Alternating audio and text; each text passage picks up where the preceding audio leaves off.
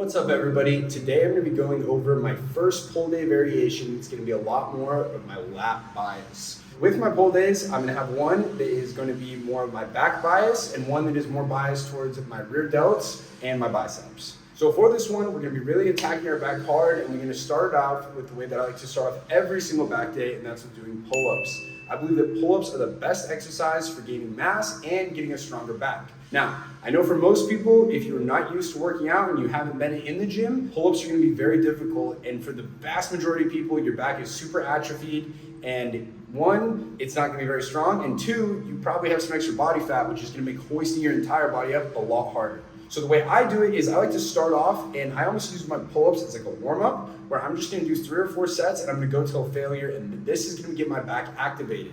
Now, if you cannot do full regular pull-ups, that's no problem at all. You still need to be doing them though. The good news is there's a ton of different assisted versions. As you can see in my gym, we have this assisted machine where it allows you to put on some weight and actually control how much assist there is. If you can't do regular pull-ups, I really recommend starting with something like this, or doing a variation with resistant bands, or having a partner kind of help assist you, pushing you up.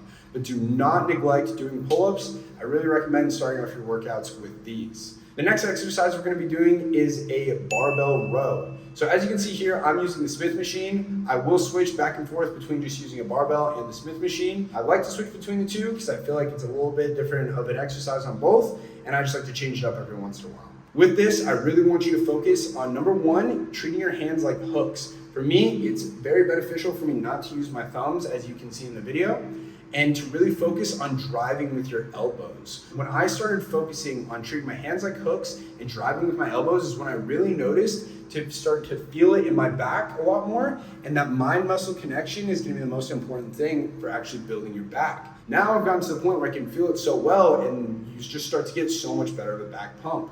For the longest time, I was so unable to feel a lot of these back workouts, and I just realized it was because I was doing them incorrectly. Which brings us to the next workout, which is going to be a dumbbell lateral row. So with these, this is one of the most common exercises that I see people doing incorrectly in the gym. And I know firsthand because I was doing them wrong for my first few years of working out. I used to hate this exercise because I felt like I could never feel it. And until I made this one simple change, now I love the workout. So with this, you'll see a lot of people, they're kind of driving and just coming in the middle, when really you need to be focused on coming towards your hip. So now if we see here in the video is I'm pulling the dumbbell up into my hip, remember, focusing on hands being hooks, and focus on driving with your elbow, and when you bring the dumbbell up to your hip. This is going to engage more of your lat, and you're going to feel the workout a lot more. Again, make sure that we're driving up to our hip, not towards the middle of our body.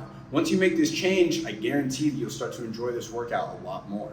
The next workout we have on the lineup is going to be for our rear delts. With rear delts, there are a ton of different variations that I like to do. This is my favorite one, where I'm kind of doing it chest supported using one of these adjustable benches. Put it up on an incline, lay on top of it, and then you can keep your feet on the ground. I like to just kind of like bring them up so I know that I'm just using only my shoulders during the workout. With this is going to be my only rear delt exercise that I'm doing on this day. I would just want to burn out every single set until failure. I really want to exhaust my rear delts. I think that rear delts are one of the most slept on parts of the body, and it makes your physique look so much better. One thing you'll notice throughout all of these videos is I'm hitting my rear delts all the time. It's one of my weak points, and I'm really looking to improve my physique by getting better rear delts. The final workout we're going to do today is going to be for our biceps. So this will be our only bicep workout, and what I like to do is, again, another burnout where I'm going to do alternating bicep curls until failure, and then immediately once I have gone to failure, I'm going to switch over and do hammer curls again until failure. I have found this is what my biceps respond to the best, and I really enjoy doing these at the end of my workout. You guys will see in my next pull day variation, it is going to have more bicep and more rear delt workouts, whereas it's not just all back. That wraps up all the strength training I will do on this first pull day. Now, you'll notice at the end of every single one of my workouts, I do this 7 days a week, is I'm going to do my 15 minutes of cardio. For this, I like to do 3 speed on 12 incline on the treadmill. It's super important that you do not touch any of the handlebars or anything like that when you are doing this exercise. Now, this starts off really difficult. When I first started it, I had to take breaks at 5 and 10 minutes. I couldn't even do it. And now I'm to the point where I like to just have my phone and I use this time to bust out some work or do some other things, and I just don't even think about it. It's completely automatic. This is a game-changing workout that you need to add into your routine for a couple of reasons. Number one, you're gonna burn some solid calories while you're walking on the treadmill. And number two, it's gonna increase your metabolic rate throughout the day, so you're gonna burn more calories while you're doing nothing.